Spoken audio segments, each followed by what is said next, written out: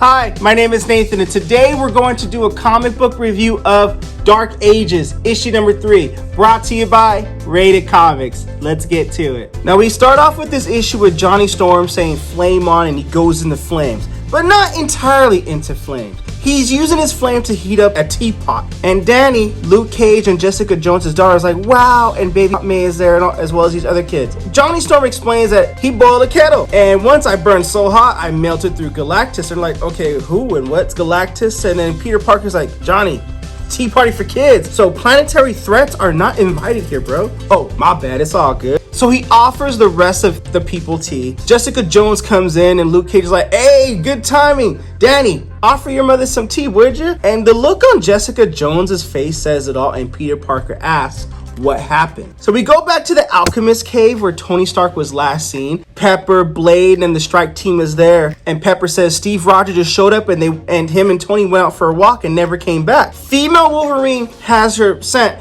and she's like, Captain America wasn't here. I mean, Captain America smells like a sturdy oak table and duty. I don't know how that smells like. Someone else was here. And by sniffing some more, it was like, no, it was Mystique. They took him out for a walk. She follows her nose. They go out to the field where Tony Stark was taken. They deduce, and Blade deduce, hey, Stark put up a fight because a lot of vampires died. And Cappy, female Wolverine's like, Pepper, I'm so sorry. I know who was here, and I know who took Tony. It was Apocalypse. Meanwhile, Dr. Doom was like, if Apocalypse has taken Tony Stark, we need to recover him immediately. And they're like, we're surprised to hear you care about Tony Stark, Doom. I don't care so much about Tony Stark. I only care that Stark is the greatest weapons maker who has ever lived. And if he's working with Apocalypse and other great minds, the paradise what you so-called that we live in is not going to be anymore. We need to retrieve him immediately. In the hands of Apocalypse, Stark is a ticking time bomb. So they figure, okay, we're going to go out and get him. Let's do this.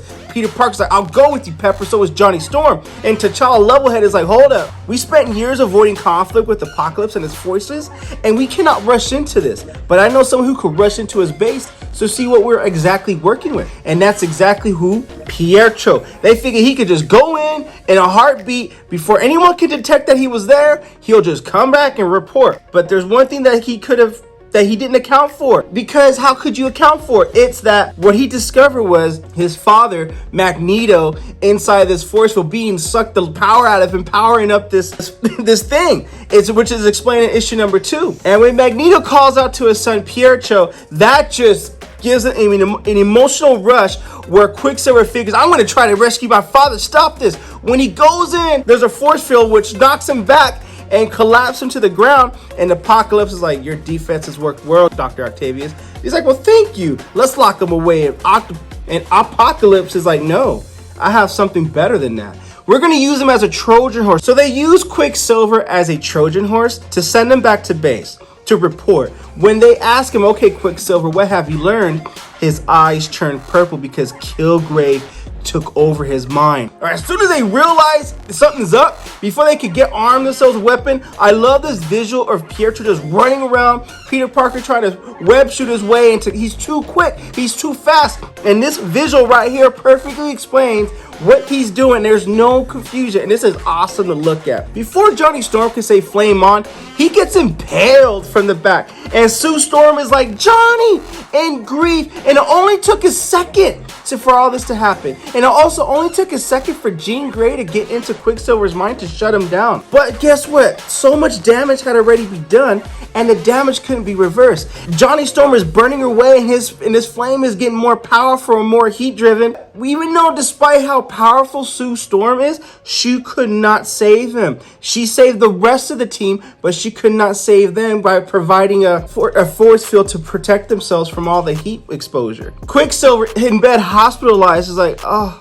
I'm so sorry, Sue. Jessica Jones is like, it's not your fault. I know, it's what Kilgrave does, and you can't do anything about it. So none of this is your fault, Pietro. And then Black Panther's like, well, what did you see? And he explains they have a pyramid full of electricity, and Sue Storm's like, impossible. Well, they have my father trapped in the middle of it, so I saw it. Black Panther's like, oh, if I was trying to build a Faraday cage against the EMP and I was an actual monster like Apocalypse, that's how I do it. And they're like, well, you saw Stark. Who else did you see? Yeah, I saw Stark. I also saw Hank McCoy, Dr. Octavius, Reed Richards. As soon as Sue Storm heard Reed Richards, she got shocked because it was assumed that Reed Richards and his son Franklin had been missing and presumed dead for years. And Quicksilver was like, yeah, Reed was there working for Apocalypse. Sue Storm was grieving and watched helplessly as her brother died. Then suddenly she was given new hope that her husband and her child was still alive. So she runs, she's ready to do this thing, assemble the strike team. We're gonna invade Europe the next morning. Now, Apocalypse, knowing this, knowing they'll be coming, and he'll be ready for this, trust he will be ready for this. And his first line of defense, from what it looks like, is a team of symbiotes. And I got to say, I had a fun time reading this book. It's a quick read, fun read, and you won't regret it if you purchase this comic. Link in the description if you wish to purchase this comic from RatedComics.com. Support the art, support the industry. Now, one thing I love about this, how they build Johnny Storm up in the beginning, and then you have a sentimental moment when his life is taken away. I don't know how they're gonna bring this back. I really would love to see what other line of defenses Apocalypse has, and I also want to see what kind of showdown is gonna happen in issue number 4, and I'm excited to read more of this. With that being said, Dark Ages, issue number 3. What you guys think of the comic book? Comment below, let me know. And also, if you like the content we're throwing up, you know what to do. Don't be shy and don't be stingy. Here at Rated Comics, we do awesome comic book reviews, comic book related content with the occasional comic book giveaway. Why do I feel like there's something in my teeth? Thanks for watching. Until next time.